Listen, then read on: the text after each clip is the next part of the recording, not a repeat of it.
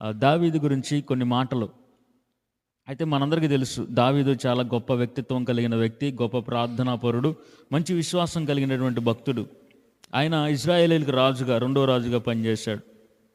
దావీదు దేవుడి నుంచి శాశ్వతమైన కృపను పొందుకున్నాడండి. ఆమేన్ చెప్పండి. దేవుడి నుంచి శాశ్వతమైన కృపను పొందుకున్నవాడు దావీదు. ఎందుకు అని అంటే, ఆయనలో కొన్ని ప్రత్యేకమైన గుణాలు ఉన్నాయి. దావీదు ఆయన యొక్క జీవితం, ఆయన యొక్క క్రియలు చాలా ప్రత్యేకంగా ఉంటాయి. కొన్ని ఉదాహరణలు చెప్తాను.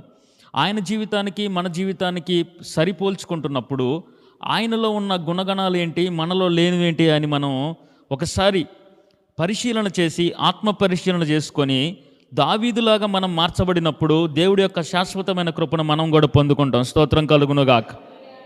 అందుకే దేవుడు దావీదు కుమారుడు అని పిలువబడ్డాడు. దావీదు పాపం చేసింది అందరికీ కనపడతా ఉంటుంది. దావీదు బెచ్చబాత పాపం చేశాడన్న విషయం కనపడతా ఉంటుంది. కానీ దావీదు యొక్క కార్యాలు ఎంత ప్రశస్తంగా ఉంటాయి అని అంటే, కొన్ని కార్యాలు దేవుణ్ణి కూడా కిందకి దిగేలాగా చేశాయి, దేవుణ్ణి కూడా ఆశ్చర్యానికి గురి చేశాయి. స్తోత్రం కలుగునుగాక.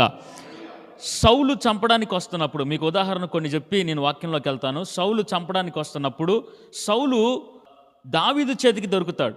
దేవుడు అంటాడు, దావీదుతో అంటాడు, నువ్వు సౌలును చంపేసేయనంటే, ఆ కాలంలో ఎలాగుంటుందంటే, పంటికి పన్ను కంటికి కన్ను, ఎవరన్నీ మీద దాడి చేస్తే నువ్వు చంపేయి అనే ఒక ఆజ్ఞ ఉంది.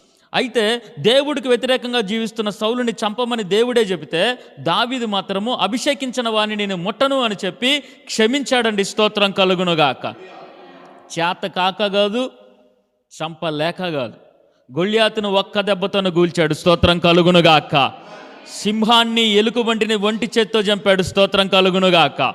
ఫిలిస్తీన్లతో యుద్ధానికి వెళ్తున్నప్పుడల్లా విజయమే కానీ అపజయం ఎరగలేదు దావీదు. స్తోత్రం కలుగునుగాక.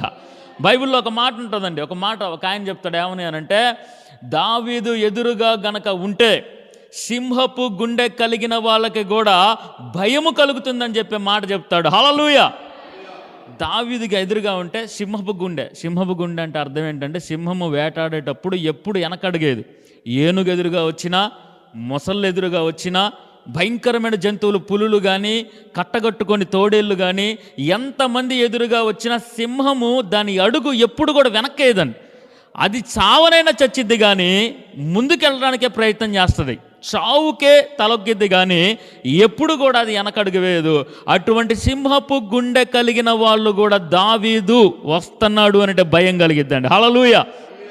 బైబిల్లో అబిగయీల్ అనే ఒక స్త్రీ ఉంటుంది, నాబాల్ అనే భర్త ఉంటాడు. దావీదు ఎవడు, యెహోవా ఎవడు, నేనెందుకు చేయాలి అని చెప్పి మాట్లాడు. ఈ విషయం దావీదుకు తెలిసి, సరే నేను వస్తున్నా, వాడి సంగతి ఏందో చూస్తా అని చెప్పి దావీదు వస్తున్నాడు అనే సంగతి వినంగులను గుండెకి చచ్చిపోతాడేనా. అబిగయీల్ భర్త నాబాలు మూర్ఖుడు, ధనవంతుడు. అంత మూర్ఖత్వం కలిగిన వాడు కూడా వామ్మో దావీదు వస్తున్నాడు అనే విషయం తెలియంగులను గుండెకి చచ్చిపోతాడు. అంటే దావీదు అంత గొప్ప యుద్ధ వీరుడు, ధైర్యశాలి అయి ఉన్నాడు. స్తోత్రం కలుగునుగాక. అటువంటి వ్యక్తి చేతికి శత్రువుని అప్పచెబితే, దేవుడు చేత అభిషేకించబడిన వాడు, ప్రవక్త అయిన సమూయేలు చేత అభిషేకించబడిన వాడు గనక నేను ముట్టను అని చెప్పి క్షమించాడు. కానీ పారిపోవడానికి ఇష్టపడ్డాడు, కానీ పిచ్చివాడిగా ఆ డ్రామా యాక్టింగ్ చేయడానికి ఇష్టపడ్డాడు. కానీ ఎప్పుడు కూడా ఎదురు తిరిగి చంపలేదు, ఎప్పుడు కూడా ఎదురు తిరిగి ఆ ప్రయత్నము చేయలేదండి, పోరాడలేదు. ఆయన క్షమాపణ గుణము ఎంతో ప్రత్యేకమైనది. హల్లెలూయా. బైబిల్లో ఒక మాట ఉంటుంది, ఏంటిది? నీ శత్రువుని, మనం కూడా కొన్నిసార్లు అంటాం, నేను ఎవరిని క్షమించినా వాళ్ళని క్షమించను, నేను ఎవరితో మాట్లాడినా నేను వాళ్ళతో మాట్లాడను. కానీ దావీదు ఏమన్నాడు అని అంటే, ఆ కాలములోనే క్షమించాడు శత్రువుని. స్తోత్రం కలుగునుగాక. ఈట విసిరిన వాడిని, చావు కోరుకున్న వాడిని, పన్నాగాలు పన్నిన వాడిని, వెనకుండి గుంటలు తీసిన వాడిని, రాజుగా అవుతున్న స్థితిలో నుంచి కిందకి దిగదార్చిన వాడు ఎదురుగా ఉన్నా సరే, శత్రువు అయినా సరే, అపాయము చేస్తున్నప్పటికీ కూడా దావీదు ప్రేమించాడు, క్షమించాడు, యేసు ప్రేమను కలిగి ఉన్నాడు. ఆమేన్. ఇక్కడ కూడా 2 సమూయేలు గ్రంథం 16వ అధ్యాయంలో షిమి అనే ఒక వ్యక్తి ఉంటాడు. అబ్షలోము దావీదు వాళ్ళ కుమారుడు దావీదును చంపడానికి వస్తున్నప్పుడు అప్పుడు కూడా తల ఉంచుతాడు. ఎందుకులే, పాపం పిల్లోడు చిన్నోడు తెలిసి తెలియక చేస్తున్నాడు అని చెప్పి వదిలేశాడు. సొంత కొడుకు చంపడానికి వస్తూ ఉంటాడు. వదిలేసి అడవుల్లో పడతా ఉంటుంటే ఒకడు పక్క నుండి ఇష్టానుసారంగా బూతులు తిడతాడు. నువ్వు ద్రోహివి, నువ్వు నరహంతకుడివి, నువ్వు ఇలాంటోడివి అలాంటోడివి అని చెప్పి చెయ్యని వాటిని కూడా నిందారోపణ చేస్తూ దావీదుని ఇష్టానుసారంగా తిడుతుంటే పక్కనున్న పరాక్రమశాలులు ఉంటారు, దావీదు పక్కన యుద్ధ వీరులు ఉంటారు, యుద్ధ నైపుణ్యత కలిగిన వాళ్ళు ఉంటారు, ఒక్క దెబ్బకి 1000 మందిని చంపిన వాళ్ళు, సింహాన్ని చలికాలంలో చంపిన వాళ్ళు, ఇలా భయంకరమైన యుద్ధ వీరులు ఆయన పక్క నుండి ఒక మాట అంటాడు, రాజా నువ్వు ఒక్క మాట సెలవిస్తే ఒక్క దెబ్బకి తల నరికి నీ దగ్గర పెడతావనంటే అప్పుడు దావీదు ఏమంటాడు తెలుసా, మీరు ఏమీ చేయొద్దు, దేవుడే నన్ను తిట్టిస్తున్నాడేమో, వాడిని అలా వదిలేయండి అని చెప్పి క్షమిస్తాడండి. స్తోత్రం కలుగునుగా. ఏ పాపం ఎరగకుండా ఇష్టానుసారంగా తిడతంటే ఎవరైనా ఊరుకుంటారా? నేనేం చేశాను నా మీదకి వస్తున్నావని చెప్పి నువ్వెవరు నన్ను తిట్టడానికి అని చెప్పి అనొచ్చుగా. శక్తి ఉంది, బలం ఉంది, పక్కన అందరూ కూడా ఉన్నారు, ఒక్క దెబ్బకి చంపొచ్చుగా. అక్కడ కూడా క్షమాపణ గుణాన్ని చూపించాడు. స్తోత్రం కలుగునుగాక. చెయ్యని వాటికి కూడా అనరాని మాటలు అంటూ ఉంటుంటే, అనకూడని మాటలు అంటూ ఉంటుంటే ఏమో నన్ను తిట్టమని దేవుడే పర్మిషన్ ఇచ్చాడేమో, ఇతని నుంచి నన్ను తిట్టమని దేవుడే నాకు పరీక్షిస్తున్నాడేమో అని చెప్పి ఓర్పుని సహనాన్ని కలిగి ఉన్నాడు. కానీ నీలాగా నాలాగా బయటపడలేదు, ఎదురు తిరిగి మాట్లాడలేదు, ఎదురుగా పోరాటం చేయలేదు. తల్ల వంచుకొని బొచ్చు కత్తిరించేవాడు ఎదుటి గొర్రె పిల్ల మౌనంగా ఉన్నట్లు యేసుక్రీస్తు ప్రభు వారి వలె చెయ్యని వాటికి మాటలు అనుభవిస్తున్నా సరే మౌనంగా ఉన్నాడు. స్తోత్రం కలుగునుగాక. ఇది రెండో క్వాలిఫికేషన్. మొదటిగా సౌలుని చంపలేదు, రెండోదిగా అతన్ని తిట్టిన వారిని కూడా ఆయన ఏమీ మాట మాట్లాడలేదు. హల్లెలూయా. 2 సమూయేలు గ్రంథం 16 అధ్యాయం 5వ వచనం కానుంచి మీరు చదువుకోవచ్చు. సుమారు 12-13 వచనాల దాకా ఉంటుంది. అయితే ఇంకొక విషయం చూపిస్తా మీకు. మూడోదిగా అతని వ్యక్తిత్వాల్లో, దావీదు వ్యక్తిత్వాల్లో మూడో విషయం చెప్తా, జాగ్రత్తగా వినండి. 1 సమూయేలు గ్రంథం చివరి అధ్యాయంలో సౌలు చనిపోతాడు. సౌలు కొడుకు యోనాతాను ఉంటాడు, యోనాతాను చనిపోతాడు. వీళ్ళిద్దరూ కూడా చనిపోయిన తర్వాత ప్రజలందరూ కలిసి దావీదుకి పట్టాభిషేకం చేసి దావీదుని మహారాజు చేసేస్తారు. మహారాజు చేసి ఎక్కడికి వెళ్ళినా విజయమే, ఎక్కడికి వెళ్ళినా దేవుడు తోడుగా ఉన్నాడు. అద్భుతంగా రాజ్యం విస్తరించబడింది.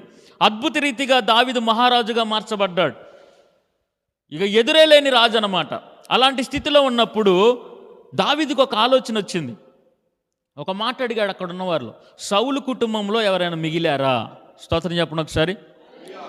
సౌలు, యోనాతాను, ఇజ్రాయేలీలు యుద్ధం చేస్తున్నప్పుడు సౌలు యుద్ధం చేయలేకపోతాడు, అప్పటికే ముసలుడైపోతాడు. యోనాతాను కూడా ఓడిపోయే పరిస్థితి. అప్పుడు ఫిలిస్తీన్లు వచ్చినప్పుడు సౌలు తనంతట తను మరణిస్తాడు, యుద్ధంలో మరణిస్తారు. వాళ్ళిద్దరు కూడా, యోనాతాను సౌలు ఇద్దరు కూడా మరణిస్తారు. దావీదు ఎక్కడో ఉంటాడు. ఆ కిరీటం పడిపోతే ఆ కిరీటం పట్టుకొని వెళ్ళి, అయ్యా సౌలు చచ్చిపోయాడు, యోనాతాను చచ్చిపోయాడు అని అంటే, శత్రువు చనిపోయాడన్న వార్త వినగానే దావీదు మోకరించి ఉపవాసం ఉండి కన్నీరు గారుస్తాడు. స్తోత్రం కలుగునుగాక. నన్ను చంపాలనుకున్నవాడు చచ్చిపోయాడంటే కొంతమంది ఏమనుకుంటారు, నీకు ఎవరి మీద కోపం ఉంది, లేదా వేరే వాళ్ళకి నీ మీద కోపం ఉంది, వాళ్ళు నాశనం అయ్యారనుకో, వాళ్ళకి ఇంతే కావాలనుకుంటాం. మనం క్రైస్తవులుగా ఉంటూ కూడా మనం కొన్నిసార్లు ఏమనుకుంటామంటే, మనకు నచ్చని వాళ్ళు, మనకి గిట్టని వాళ్ళు ఎవరైనా కుటుంబంలో ఏదన్నా జరగరాని కీడు జరిగిందనుకో, వాళ్ళు ఏదో గర్వం వచ్చింది, అహంకారం వచ్చాడు, బొయ్యాడు, వాడికి ఇంతే కావాలనుకుంటాం మనం. కానీ దావీదు ఏమనుకున్నాడు అని అంటే, ఉపవాసం ఉండి కన్నీరు గార్చాడు. అభిషేకించబడిన వాడు, తప్పిపోయిన వాడు చనిపోతే దేవుడికి వ్యతిరేకమైన కార్యములు చేస్తూ దేవుడికి అయిష్టులుగా దేవుడికే కన్నీరు తెప్పించిన సౌలు చచ్చిపోతే దేవుడే బాధపడ్డాడు. ఎందుకురా వీడిని రాజును చేసి అని చెప్పి దేవుడే పశ్చాత్తాపడి సౌలు నిమిత్తము దేవుడే నిరాకరించి వద్దు నాకు అనుకున్నాడు. దేవుడు వద్దనుకున్నాడు కానీ దావీదు ప్రేమించాడు. స్తోత్రం కలుగునుగాక. అక్కడ దేవుడే ఆశ్చర్యపోయాడు. అరే నేనే వద్దనుకున్నా, నేనే తీసేద్దామనుకున్నా, కానీ దావీదు మాత్రము శత్రువుని ప్రేమించడంలో యేసుక్రీస్తు ప్రేమను కనపరిచాడు. స్తోత్రం కలుగునుగాక. ఉపవాసం ఉండి ప్రార్థన చేస్తాడు. అయ్యా కన్నీరు విరుస్తాడు, ఏడుస్తాడు. ఇంట్లో సొంత తండ్రి చచ్చిపోయినట్లు, సొంత భర్త చనిపోతే, సొంత వాళ్ళు రక్త సంబంధికులు చనిపోతే ఎట్లా ఏడుస్తాడో, శత్రువు చనిపోయినప్పుడు, బయట వాళ్ళు చనిపోయినప్పుడు గుండె పగిలేలాగా ఏడ్చి ఉపవాసం ఉండి శత్రువును కూడా ప్రేమించాలి అనే మాటని ఆ పాత నిబంధన కాలంలోనే నిరూపించాడు దావీదు. స్తోత్రం కలుగునుగాక. ఇక రాజు అయిన తర్వాత అడుగుతాడు వాళ్ళందరినీ పిలిచి, అయ్యా ఎవరైనా సౌలు కుటుంబాల్లో ఉన్నారు? ఇంకెందుకు సౌలు? ఇంకెందుకండి? సౌలు ఏం మేలు చేశాడు? ఏమైనా మేలు చేశాడా? అంతా మోసమే, అంతా ఉపకారమే. దావీదుకి సౌలు ఉన్నంత కాలం అడవులు పాలయ్యాడు. దావీదు సౌలున్నంత కాలము గుహల్లో పండుకున్నాడు, అడవుల్లో తిరిగాడు, తినడానికి తిండి లేదు, వర్షానికి తడిచాడు, చలికి బాధపడ్డాడు, ఎండకి అన్నిటికీ బాధపడ్డాడు, కుటుంబాన్ని విడిచిపెట్టి ఎక్కడికో దూరంలో బ్రతికాడు. పోయి ఏం మేలు చేశాడని ఇంకా సౌలు గురించి అడుగుతున్నాడు. చూడండి, శత్రువుని ప్రేమించే మనసు దావీదు దయ ఉంది. స్తోత్రం కలుగునుగాక. హల్లెలూయా. ఇంకెవరైనా ఉన్నారా అని అడిగితే మెఫీబోషెతు అనే వ్యక్తి, యోనాతాను కొడుకు, ఒకడు మిగిలి ఉన్నాడయ్యా, వాడెక్కడో బ్రతుకుతున్నాడని చెప్పి. ఈ సౌలు చనిపోయిన తర్వాత, యోనాతాను చనిపోయిన తర్వాత ఒక పని ఆమె ఏం చేస్తుందంటే, ఒక దాది అంటే పిల్లల్ని పెంచి ఆమె ఏం చేస్తుందంటే, 5 సంవత్సరాల పిల్లోడు, చిన్న పిల్లోడు, మెఫీబోషెతు అనేవాడు చిన్న పిల్లోడు, ఆ నెత్తుకొని పారిపోతూ ఉంటుంది. పారిపోతా మళ్ళీ ఈయన్ని కూడా చంపేస్తారని చెప్పి పారిపోతూ ఉంటుంటే, ఆ పరిగెడుతుంటే కింద పడతారు ఇద్దరు. కింద బట్టం పిల్లగాడు 2 కాళ్ళు ఇరిగిపోతాయి. చిన్న పిల్లగాడు కింద పడతాడు. ఆ మెఫీబోషెతు 2 కాళ్ళు ఇరిగిపోతాయి. పుట్టినగా చిన్న 5 సంవత్సరాల నుంచి కూడా అంగవైకల్యంతో ఉండి కుంటివాడుగా బతుకుతూ ఉంటాడు. 2 సమూయేలు గ్రంథం 4:4లో మీరు చూడొచ్చు. 2 సమూయేలు గ్రంథం 4:4లో కుంటివాడిగా మారిపోతాడు. అయితే చెప్తాడు దావీదుకి, అయ్యా ఒకడున్నాడు కుంటోడు, యోనాతాను కొడుకు ఎక్కడో బతుకుతున్నాడు అని అంటే, ఆయన బతికే ఊరు ఎలాంటిదంటే, ఇక ఆ ఊరి పేరు లెదోబారు అనంట. ఆ ఊరి పేరు చెప్పండి, ఏ ఊరు? లెదోబారు అంటే అర్థం ఏంటంటే, ఇక నాకు ఆశే లేదు, నా బ్రతుకుకి దిక్కే లెదోబారు అనంటే ఆ ఊరి పేరు అంటే అర్థం. ఆయన బ్రతుకు కూడా అలాగే ఉంది. అమ్మ లేదు, నాన్న లేడు, పలకరిచ్చేవాళ్ళు లేడు, మేనమామలు లేరు, మేనత్తలు లేరు, ఎవరూ లేడు. హల్లు చెప్పండి, 2 చేతులు పైకెత్తి హల్లెలూయా. ఎవరూ లేకుండా ఆశే లేని ఆ ఊరి పేరు ఏంటంటే, ఆశ లేదు, దిక్కు లేదు, ఇక ఏ ఆధారం లేదని అర్థం. అలాంటి ఊరిలో ఆయన బతుకుతూ ఉన్నాడు. దావీదుకు చెప్పారయ్యా, మెఫీబోషెతు అక్కడ ఉన్నాడయ్యా, ఒక ఊరిలో బ్రతుకుతూ ఉన్నాడు, అతడికి 2 కాళ్ళు పోయినాయి అంటే వెంటనే అతన్ని పిలిపించండి అన్నాడు దావీదు. హల్లెలూయా. మెఫీబోషెతుని తీసుకుని వచ్చి దావీదు ముందు నిలబెట్టాడు. దావీదు ముందు నిలబెడితే, సౌలుకి ఎన్ని ఎకరాలైతే ఉన్నాయో, సౌలుకి ఎన్ని ఇళ్ళు అయితే ఉన్నాయో, సౌలుకి ఎన్ని స్థలాలైతే ఉన్నాయో, వాళ్ళ తండ్రి యోనాతానికి ఎన్ని స్థలాలైతే ఉన్నాయో, అవన్నీ కూడా మళ్ళా మెఫీబోషెతుకి ఇచ్చాడండి. స్తోత్రం కలుగునుగాక. ఏమవసరం? మనమైతే రూపాయి దియ్యం. అతడు రాజుగా ఉండి అవసరం లేని వ్యక్తిని పిలుచుకొని, స్నేహితుడి యొక్క కుమారుడు, చేపకి స్తోత్రం చెప్పండి. నీకు ఫ్రెండ్స్ ఉన్నారు కదా, నాకు ఫ్రెండ్స్ ఉన్నారు, నా ఫ్రెండ్స్కి పిల్లలు ఉన్నారు. వాళ్ళంటే నాకు ఏ ప్రేమ లేదు. వాళ్ళు అప్పుడప్పుడు వస్తారు, మావయ్య పో అవతల బా అంట. నేనైతే మావయ్య బాగున్నా, మావయ్య ఎవడని పో బయట బా అంట. నేను ఫోన్లు కూడా చేస్తాను, అప్పుడప్పుడు ఫోన్ చేసి మావయ్య ప్రైజ్లాడు అంటా ఉండి. నాకు ఏంటంటే చాలా దూరం పెడతా ఉంటాను నేను. నాకు అనిపించింది, నిజంగా నా ఫ్రెండ్ పిల్లల్ని కూడా నేను అట్లా చూస్తానా? యోనాతాను స్నేహితుడు చనిపోయాడు. నిన్ను అడుగుతున్నా ఒక మాట, నీకు స్నేహితులు ఉన్నారా? నీ స్నేహితులు పిల్లలు ఉన్నారా? వాళ్ళని ఎప్పుడైనా నువ్వు పలకరించి ప్రేమ చూపించావా? హల్లెలూయా. బతుకున్నప్పుడు అక్క, వదినా, అబ్బా ఏమ ప్రేమ. సచ్చిన తర్వాత వాళ్ళ కొంపగోడుబం, వాళ్ళ పిల్లగాళ్ళు ఎట్టున్నారో కూడా చూడం. తిన్నారా, తినలేదా, ఉన్నారా, పోయారా అని. బతుకున్నప్పుడు మాత్రం రాసుకొని పూసుకొని ఎమ తిరిగారమ్మా అటు ఇటు జంట కవుల్లాగా. చచ్చిన తర్వాత ఎవడో పట్టించుకోడు. చచ్చిపోయిన తర్వాత కూడా కుటుంబాన్ని పిలిచి క్రియలు లేని ఎవడకు కావాలమ్మా బాగున్నావా అనే మాట ఎవడేం చెప్తారు? బాగున్నా వదినా, ఒక ముద్ద బోబెట్టు, మంచోడు మనసు ఏడబయటపడిద్దంట. హల్లెలూయా.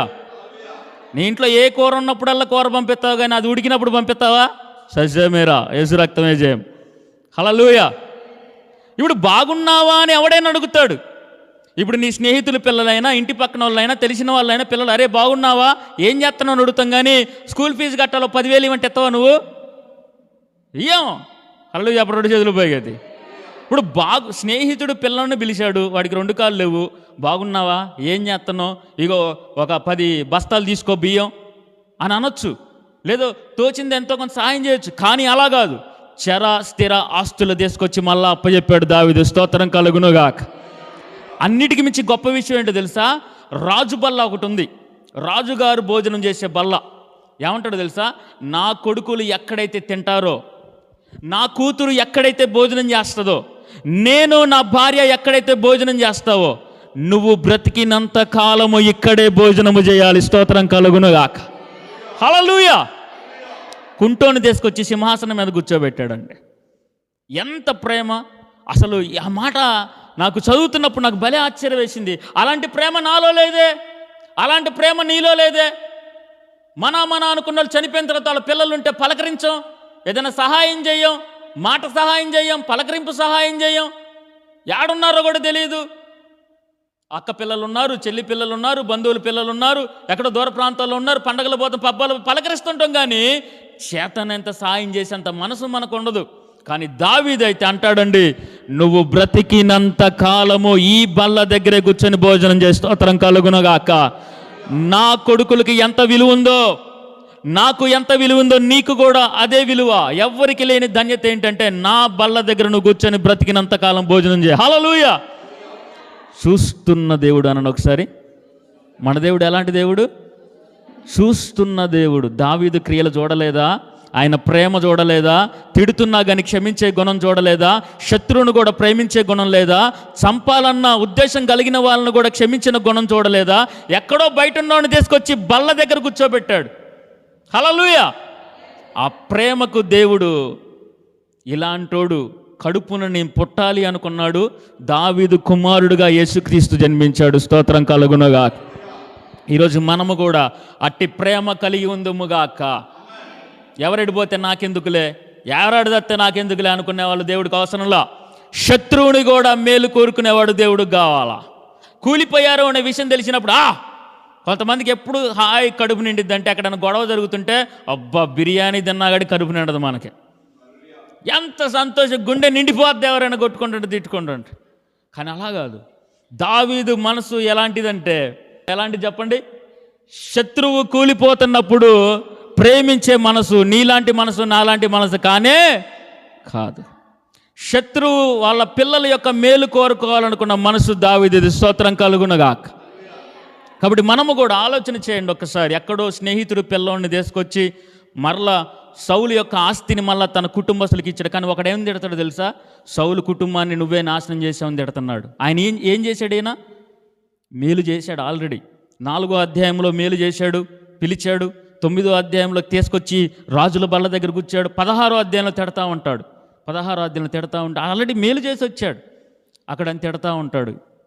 అయినా కానీ తల ఉంచుకొని, తల దించుకొని, క్షమించుకుంటూ, ప్రేమించుకుంటూ వెళ్తూ ఉంటాడు దావీదు. అందుకే దావీదు శాశ్వతమైన కృపను పొందుకున్నాడు. స్తోత్రం కలుగునగా. ఈరోజు మనం అలా లేవండి. మనము ఎలాగుంటున్నాము అని అంటే, ఏదన్నా కోపం వస్తే తొందరగా మాట్లాడేస్తూ ఉంటాం, ద్వేషాన్ని పెట్టుకుంటూ ఉన్నాం. మీకు తెలుసా, పరలోక రాజ్యంలో మనల్ని పట్టించేది ఆ ద్వేషమే. శత్రువులను కనుక మనం ద్వేషిస్తూ ఉండి పగబెట్టుకొని ఉంటే పరలోకం వెళ్ళిన తర్వాత ఆ ద్వేషం మనల్ని పట్టించేస్తుంది. ఆ మాటలు మనల్ని పట్టించేస్తాయి, ఆ క్రియలు మనల్ని పట్టించేస్తాయి. ఆ క్షమాపణ గుణము లేకుండా మన పరలోకం వెళ్తే దేవుడు ఒకటే మాట అంటాడు, మీరెవరో నాకు తెలియదు అని. కాబట్టి దావీదు యొక్క మనసు మనము కలిగి ఉందుముగాక. యేసుక్రీస్తు వారి మనసు దావీదు కలిగి ఉన్నాడు, చేసి చూపించాడు.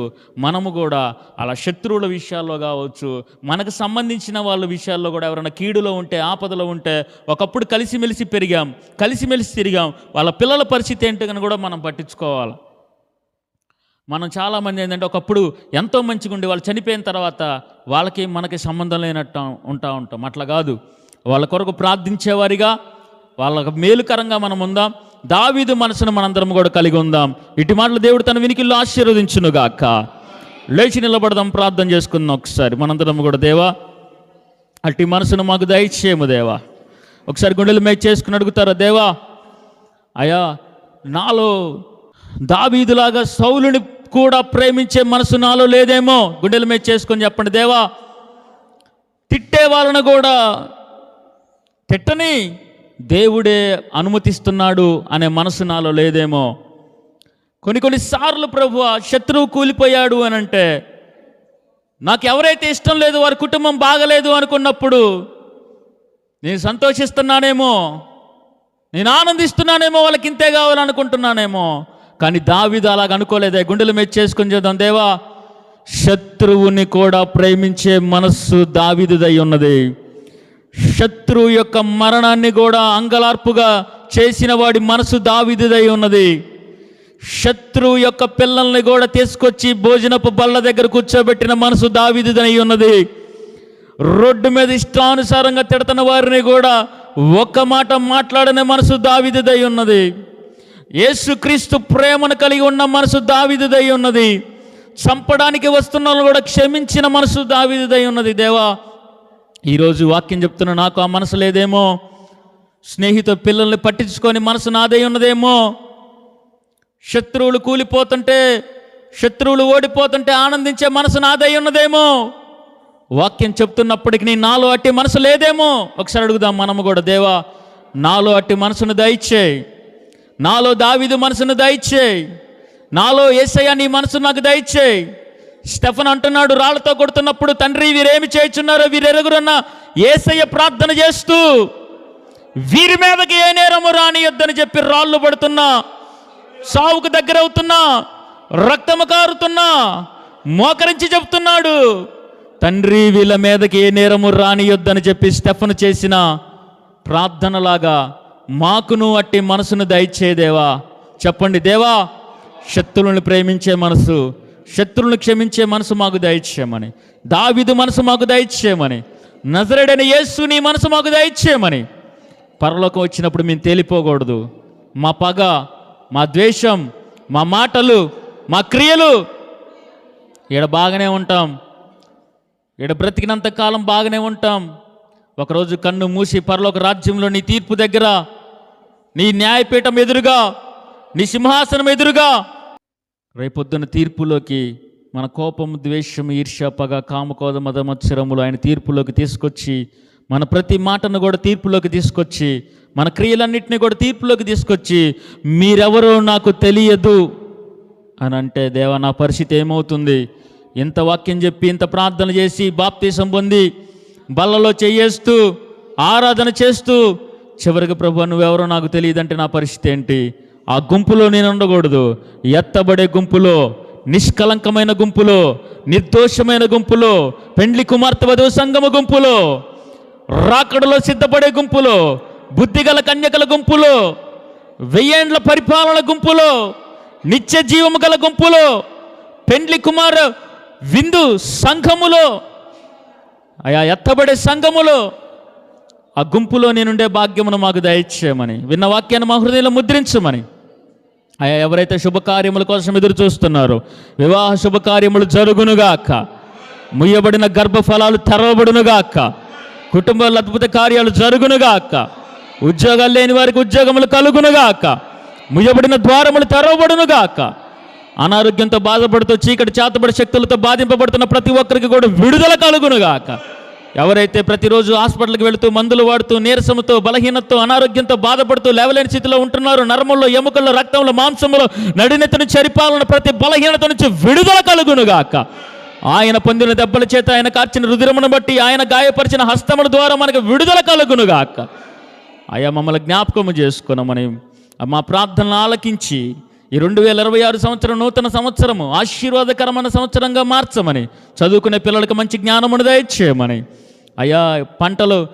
పంట పొలాలని, వ్యవసాయాన్ని దీవించమని, వ్యాపారంలో, ఉద్యోగంలో దీవించమని, చదువుకునే పిల్లలకి మంచి జ్ఞానమును దయచేయమని, అప్పుల బాధల నుంచి విడిపించమని, ఏకీవించిన ప్రతి ఒక్కరిని, కుటుంబ సభ్యులు నీ చేతికి సమర్పించుకుంటూ ఈ ప్రార్థన మనవులని మా ప్రభును, మా రక్షకుడు నజరేయుడైన యేసు క్రీస్తు నామములో అడిగి వేడుకుంటూ పొంది ఉన్నాము తండ్రి.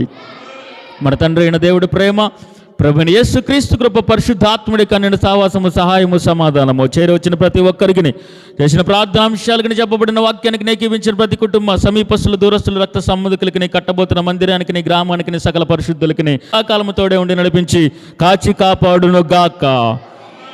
ఆమేన్.